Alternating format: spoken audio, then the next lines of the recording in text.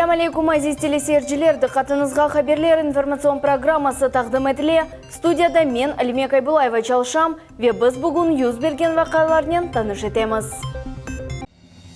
Қырым Жұмхуриетінің Девлет Шурасында 2017 сене президиумының әрекеті ақында музакере кечірілді. Қырым менің юрегімде бойле серлевалы сергі Франко адына китапханесінде açıldı. Ахмеджит сәкенлері суықлардан насыл вазиеттелер. Бұл ведегер мәліматлар ақында бізім мұхберлеріміз тариф етмеге азырлар. Русия Федерациясының президенті Владимир Путин Русия мәлімат қавсызлығының яңы доктринасыны таздықлады. Яңы доктринаның енелшілерінден бірі мәлімат технологиялар қоланылуында пейда ола білген арбизы детлерінің оғыны алуы ве стратегик тоқталуы олды. Весе қайынды çalışмақта. Бүгін Қырым Жұмхуриетінің Девлет Шурасында 2017 сене президиумының әрекеті ақында музакере кечірілді. Бұндан ғайры Девлет Шурасында Жұмхуриетінің регион күні қайдетілмесі бойынша график таздықланды. Топлашуда бізі мұхберіміз Султане Ситакаева да болынды.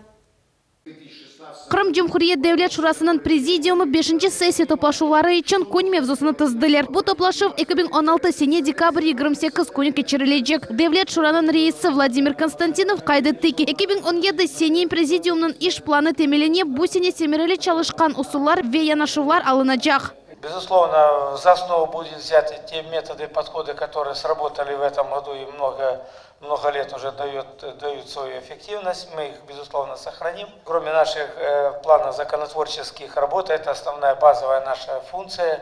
Сегодня у нас появились депутаты Государственной Думы, члены нашей команды. И сегодня мы рассчитываем на новый этап в законотворческой работе. Таздықланған күн мевзу лихасы бойынша сағлық сақлап ақта қанунлар, юклі қадынлар, үч яшқа жибалар, аштен сақатлар ве имканлары сынырлы олған башқа инсанларының инфраструктура или темен етіп ақта қанунлар музакере етілежек. Султане Ситакаева, Умир Мустафаев, Миллет үшін. Түркия президенті Реджеп Тайип Эрдоган Туркия ақым яне турецкий поток газ ағының құрыжылық лейхасы бойынша Русия или аңлашма алғышлануы ақта қанун имзалады. Президентның қарары Түркия елбашчысының ресми сайтында нешір етілді. Бөлелікнен қанун çalışы башлады. Москва ве Анкара октябрьнің 10-ында акимиет ара аңлашма имзаладылар. Она бинайен Қараденізінің түбінде магистраль газ ағының екі сырасыны құрмақны назарда тута. Бірінші сырасы Түркия базарға газ еткізілігі үшін, екіншісі есе яқарлық Авропаға транзит етілігі үшін керек. Планлаштырыла ки лейха 2019 сене декабрь айында екінленежек. Қырым акимиеті ОБСЕ ассамблеясының әйетіне ярымадамызда олған вазиетінен таныш олмаға имкан бермеге азыр.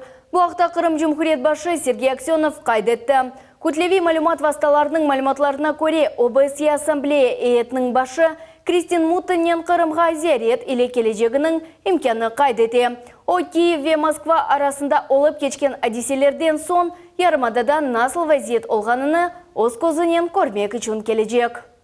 Если будет решение президента, МИДа по этому поводу, пожалуйста, пусть приезжает, кто против, то есть будет задача, то есть мы покажем то, что есть на самом деле. Вот и все пока. Надо вот этот образ, который сформирован по Крыму в западных СМИ, в том плане, что есть танки на улицах, это был там вооруженный захват власти, то есть сводить его на нет. То есть тем, что приезжают знаменитые люди, там известные там в западных странах, пожалуйста, пусть сами выйдут на улицу. По своей программе мы всегда им предлагаем пройти, по своей программе. Чтобы не надо, чтобы мы вам готовили и думали, что это домашние какие-то заготовки. Нет, вот самостоятельно встречайтесь с людьми, позадавайте вопросы. Те, кто хочет убедиться в справедливости этих терминов, они найдут такую возможность. Те, кто не хочет, ну, они найдут в интернете там 10 недовольных, то есть их там запишут где-то там по остановкам, скажут, вот это мнение населения Республики Крым. Ну, формирование мнения как инструмент, к сожалению, пока из западных СМИ, то есть в отношении Крыма не ушел. Бунен берабер Қырым башы қайдетті ки ярымадада олған вазиет күтлеви мәлімат васталары ве ғарби мемлекетлерінің фікірлері или пейда олды. Оның білдіргеніне көре бұл сәси алеттір. Ярымадамызда футбол бойынша Қырым тақымы тешкіл олынған еді. Оның баш шерігі оларақ новая формация адлы тешкілі атчыға. Бұл себептен бүгін тантаналы шекілде иш адамлары ве Қырым футбол бірлігінің президенті арасында иш бірлік ақта меморандум имзаланды. Бұл ақта Нариман Тарсинова девам ете. Футбол бірлігінің президенті Энди Чохтан футбол бойынша Қырымның жима тақымыны яратмаға істеді. Бойле ғайы пейда олды. Ама бұның үшін пара тапылмайды. Бойлейхаға Қырым иш адамлары қол тұтмаға разы олдылар. Оларның фікірінше футбол бойынша Қырымның жима тақымы тішкелетілігі бұтын дүния жемиетчілігіне бүгін Русияның яны субъекті мувафақиятлі шекілді инкишаф еткені ақыта таздықлайжақ. Федерация футбола российская не смогли выделить финансирование на поддержку создания сборной Крыма по футболу. И мы, когда это узнали, собрались с правлением организации, и нами было принято решение, что необходимо поддержать в данном вопросе Крымский футбольный союз. На сегодняшний день наша сборная создана, 30 человек сейчас на сборах в Евпатории, готовится к тому, чтобы выйти и показать, что сборная есть, сборная существует, и футбол в Крыму есть по всем уровням, от детского футбола до профессионалов. Енді Қырымның жима тақымының идманжылары, футбол урбалары ве мейданы бар. Тақым тіркібіне 30 инсан кірді. Олардан 4 спортшы Қырым татарлар. Это первая сборная от нашей республики. Такого еще не было. И то, что там играет 4 крымских татарина, я думаю, это большая гордость для нашего народа. Мы будем развиваться больше и больше в этом направлении. И опять же, любой вид спорта, он за здоровую нацию. Не раз они заставят нас гордиться ими и гордиться собой, как крымчане. Поэтому я вам желаю хорошего пути, чтобы вы всегда были в завтрашнем дне уверены, и будьте уверены, что мы всегда будем рядом и в сложную минуту всегда вам поможем. Яны тешкел олонган футбол тақымы оқу фидман топлашувлар кечере декабрінің 9-ында Қырым футбол форумында Қырым сәкенлері бізім жима тақымымызның ойыншылары ile таныша білежеклер. Нариман Тарсинова, Эдем Исмаилов, Миллет үшін. Москваның Лефорт махкемесі Қырымда диверсиялар азырлануында қабатланған Украин Андрей Захтейінің апс мүддетіні девам еттірді. Тақиқат қабатланғанны СИЗОда 2017 сененің март айына же қалдырмаға рижа етті. Август айында Русияның федераль қавсызлық қызметі Қырымда Украина Мудафа Назирлігінің истихбарат идаресі ile азырланған терактларының оғы алынуы ақында хабер етті. Диверсиялар азырлануы бойынша 7 инсан яқыланған еді. Суықлар бірінші қар ветайғалақ себебінден травпунктқа келгенлерінің сайысы баяғы артты. Ахмеджет тибет бөліклерінің ішлері ақында вешер сәкенлерінің сақлығы үшін қар ве бұзның хафлығы ақында София Шукурова тариф етежек. Бұл күнлер әркес үшін тайғалақ елі сынав. Сонки авта девамында шерінің травмпунктларына yüzlerce insanlar müracaat еттілер. Тайғалақ yollarda yıkılғанлар кемерлері тұрып кетелер, башқалары есе кемік сынықларына ауғырайлар. Қарт весли башлы insanlar зорлық чекелер. Нет никакого ажиотажа, работаем в штатном режиме. Да, конечно, отделения заполнены, но никакой существенной проблемы с оказанием медицинской помощи нашим пациентам нет. Если брать в расчет предыдущие сутки, амбулаторных пациентов мы приняли порядка 110, госпитализировано 7 с травмами различной степени тяжести. Из них из-за гололеда пострадали 4 человека. По счастью, это не тяжелые травмы. Мутихассисларның сөзлеріне көре бинт ве гипс сынықлар үшін en керекли шейлер. Травмпунктларда олар етерлі. Бір күнде бұл кабинетке 40-ға яқын инсан müracaat етті. Мутихассислар ярдымға мұқтач инсанларға тез ве кейфетлі ярдым көстерелер. Рентген етілген одада зиядеже қарт инсанлар оғырайлар. У нас вот сегодня поступила бабушка. Состояние после эндопротезирования. На сегодня решила прогуляться по льду. Вот характерный вывих эндопротеза. Вот. То есть вот в основном это переломы лучезапястного сустава, то есть рука, и голень, растяжение связок голени. Это самые характерные травмы для вот этого периода времени. Рентгенолог эким Антон Суромов тайғалақ yollarda насыл этіп қазаларға оғырамамақақта насиат берді. Я посоветую одевать правильную обувь, которая не скользит с резиновой подошвой, жесткой, плотной. Бабушкам и нашим дедушкам пореже выходить в этот период на улицу, постараться посидеть дома, не ходить в совбез, как это они любят, потому что чревато последствиями, потому что в старом возрасте лечение переломов довольно сложное, то есть период выздоровления он затягивается. Шер сәкенлері бұзлы ел кенарларында мұқайтлық ненкечелер. Ахмеджетлелерінің фікірінше йықылмамақ ве қазаланмамақ үшін en мойымы аяқапны доғыру сайламақ. Ayakkabıları giyiniz, ayaklarınız taymasın, Может быть, удобную обувь нужно для начала, такую устойчивую, не скользкую. Ну, ходить по посыпанным дорожкам, наверное, да, если их посыпают у нас. Просто будь аккуратнее, под ноги смотреть. Посыпать и чистить, под ноги смотреть. И обувь носить нормальную, которая не скрипит, не это, чтобы держала нормально. Ну, не ходить там, где снег, идти по тротуару, где растаявший снег. Синоптиклерінің тахминіне көре күчлі айзларда 2 күн девам етежек. Февкуледе вазиет назерлігінің қадимлері мұхай толмаға ве бұзлы yollarda кезінтілерден рет етмеге тәвсие етелер. София Шукурова, Эдем Исмаилов, Миллет үшін. Бұл қадын оз аятыны аямайып 88 баланы өлімден құтарды. Бұндан сон қалған қырым татарлар кібі сұргун олынған еді. Вақыт кечкен сон Сайда Арифова гунақсыз қадын унванына наил олды. Шымды оның ады айры ғурур иле аңыла. Әрсене она бағышланған тедбірлер кечірле. Бойлеме расимлер адет үзре әмде Қырым Өндислік педагогика университетінде кечірле.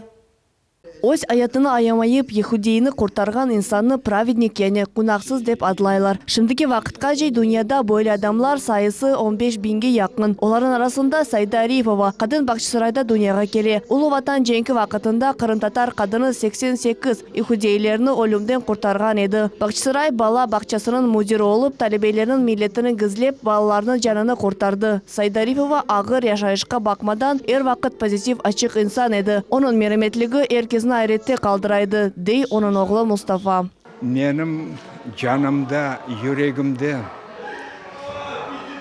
оның сымасы қалды да, насыл айтайым. Біз епіміз анамызын пек севеміз. Арифа Сайда Сейт Арифовна, мені анам, біздің доғмышымыз. Тек адам север, ватан первер, жешаретлі адам еді. Сайда Арифова құртарған талебелері иле бақ жойғанны өмір бойы пешман етейді. О bu insanlarмен, олардың балаларымен, веторанларымен көршімеге арзу етейді. 2003 сененің январ 27-сінде «Ужди меня» адлы программаның қараманы олды. Анда Бақшысарайда шыққан левха көстерілді ве құртарылған балалар ақта лаф үрсетілді.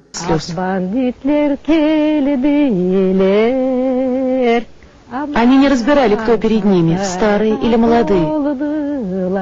Они забирали всех подряд и били шампалами. Я не могу пошевелиться. Я не могу вытерпеть эту боль. Böyle insanlar ақта хаттыра біздің ватандашларымыздың үйрегінде ер вақыт яшамақ керек.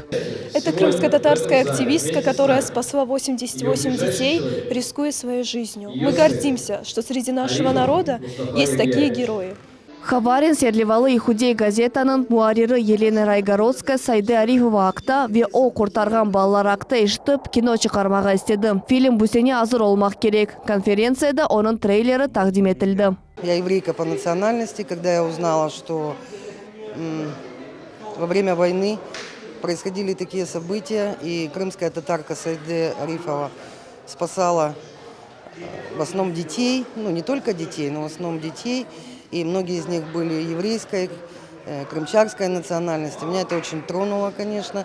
Я не могла пройти мимо такой истории. Сайда Арифова да яш олғанында Бақшысарайда бірінші бала бақчасыны тешкіл еткенеді. Комшылар өз балаларына мында кетіріп башладылар. Бірінші құртарылған балалардан бірі 4 яшлы Айдер Асанов олды. Гүлнара Кримова, Рамазан Аливапов, Миллет үшін.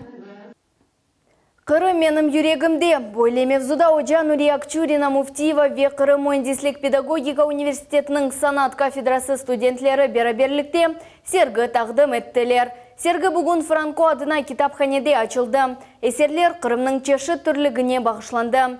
Олар чешіт техникалар бойынша бежерілген, амма оларны бір ғайы ана ватанға севгі бірлештіре. Эсерлерні бізі мұхбиріміз Диляра Шевкетова да көрді. Кягыттан оюпорник япылыбы, кягыт пластикасы, вечешит композициялар, Франко адына китапханеде тағзым етілген, Қырым менің юрегимде серлевалы сергиде, ишлер тамам бойлы техникаларда бечерилгендір. Мы решили показать через вытонанку, то есть вырезную бумагу, показать красоту архитектурных памятников Крыма. Тема присоединение Крыма к России. Вот можно видеть на некоторых работах, где полуостров Крым и мост, который строится. Показать этнику народов, проживающих, народностей, проживающих в Крыму, через орнамент, через традиции. Крым Муиндислик педагогика университетінің декоратив санат кафедрасы ожасы Нурия Акчурина Муфтиева беонун талебелерінің чеберейлерінен 30-ға яқын эсер yapılған. Вот мы работали с модельерами, выполняли головные уборы, шляпы. Затем еще очень интересная работа, когда по мотивам каких-то росписей, русских, украинских, неважно каких, выполняются тоже вот полуобъемные композиции. В данном случае, как вот это вот, например. Сергиде кягыт ресамның колемли ишлерін де зиярет этмек мүмкін. Это когда распечатывается один сюжет в 3-4 раза и выявляется, значит, там 3 или 4 плана, оказывается впереди, и между этими планами приклеивается достаточно толстые кусочки картона или пенопласта, и за счет этого получается такой объемный. 4-нчы курс студентлерінің ишлерінде чешет өрнеклері, Бехрымда яшаған милетлерінің нағмелері көстеріле. Кягыттан бөлі кебе инче сызықар яратылыбы айретті қалдыра. То есть это изначально была керамическая тарелка, которую я немножко модифицировала под свой лад, и вышел вот такой вот народный сюжет. И заложено 3 основных яйца, потому что яйца в крымской татарской культуре также присутствуют. Вот, и там в этих 3 яйцах 3 самых таких базовых животных, которые считались символичными для орнаментики и вообще искусства крымских татар. Вот, и я хотела больше такой народность какую-то передать. В центре композиции силуэтно я изобразила мужчину и женщину как с потомством в будущем. То есть это как символ продолжительности рода, символ семьи, символ какого-то семейного очага, уюта. И заключила свою композицию в силуэтном решении кувшина. Их там много, так как это как почтение предкам, дань предкам, и также как стимул развития, как в будущем нашему народу. Сергей Мусафирлері кягыт санатының сергисін авеслікнен зиярет еттілер. Олардың арасында Ахярдан келгенлер де бар. С учетом того, что у меня этим занимается ребенок, для меня это было очень познавательно. Я очень благодарна авторам этой выставки и очень рада, что посетила ее. Спасибо большое. Сергей Крым Cumhuriyet Medeniyet Nazirligi'nin kol tutuvu ile açıldı. Örnekli resimlerini Franco adına kitaphanede dekabr 16 gününe kadar görmek mümkün. Dilara Şevketova, Enver Rumşevich, Millet için. Ноябрьнің 7-11 күнлері Москвада Русияның кычек истидатлары адлы Бутун Русия бала фестивалі олып кечті. Яш модель Камилия Юпова бұл фестивальде бірінші ер қазанды. Мұхбиріміз Гульнара Каримова яш истидат ile танышып, бізге бұақта тариф етмеге азыр. Камилия Юпова халқара бала фестивалінде Русияның 20 iştirakçısı арасында ярышның esas müfakatlарından бірі, яғни 8-11 яшлы балалар арасында гран-при қазанды. Каждый представлял свой национальный костюм. У меня был национальный крымско-татарский костюм. Я представляла крымско-татарский народ. Я с мамой пришла в магазин, и мы там выбирали платье какого цвета, халат, мараму и феску с поясом. Камилияның ожалары bu yarışқа азырлықлы сентябрь айынан башладылар. Кызчык шәхси ве группа идманларға қатнады. О дефиле усталығыны, өз ойын чықышын репетициясыны кечері еді. Бұнда ғара ақшам киелген ве милли қырым-татар образыны сайлады. Вы знаете, по Камиле было видно сразу, что девочка целеустремленная, девочка трудолюбивая, то есть с нее будет толк. Да, я вам могу сказать, что по ребенку, практически по всем детям сразу заметно, да, ребенок хочет чего-то добиться или ребенок ходит просто для себя. Камиле – это тот случай, когда ребенок хочет ездить, хочет выигрывать, хочет работать над своим мастерством, над собой, оттачивать свое мастерство и готовиться к более высоким стартам. Халибеден сон Камилияны Little Miss World adlı güzellik ve istidat yarışında iştirak etmege teklif ettiler. O 2017 senenin sentyabr ayında geçecek. Festivalde yüksek seviyede defile göstermek, milli urba ve istidatını takdim etmek gerektir. Kamiliya 4 yaşından başlayıp bal oyunlar ile uğraşa. Onun için o oyun çıkışını takdim edecek. Она очень способная, да, она быстро схватывает то, что ей показывают, то, что я ей говорю. Моментально запоминает, очень старается. Можно сказать, что у нее есть будущее. Она заняла 2-е место, был международный фестиваль по танцам в Алуште Golden Art. Она заняла 2-е место с сольным номером. Кызчык милли урбаларын эн гүзел тақдим етуі номинациясында галибе казанды. Бұның себебі бойлы олды. Азырланғанда Камиле ве оның ярдымчылары Қырымны насыл тақдим етейік екен деп чок түшінділер ве атты шиыр ойдырдылар. Пусть будет мир на всей планете, пусть будут счастливы все дети, а я хочу звездой стать и Крым любимый прославлять. Бүгін Камиле Юпова Little Miss World ярышына азырланып башлады. Кызчык güzellik ve istidат ярышларында иштирак etmege ve Kırımны, Акмечетни, эмде өз милletini Kırım татарларны yüksek seviyede takdim etmege бегенді. Білгеніміз кебі Kırım татар халқы çok максатияр халықтыр. Балалар ise aynı istidaтлы. Камиле Юпованың аятында да çok yarışlar ve tedbirler olacak. Biz ise oğa muvaffakiyetler tileymiz. Gulnara Karimova, Alisher Alimov, Millet üçün. Böylelikнен bizim yayınımız sonuna yetti. Şimdilik болған мәліматларымыз еді. Келecek haberler informasyon programmasını saat 20:30'da Асан Абибулаев ile seyir etiniz. Өзіңізге мұқайт олыңыз, көрішмек үзіре, сағлықнен қалыңыз.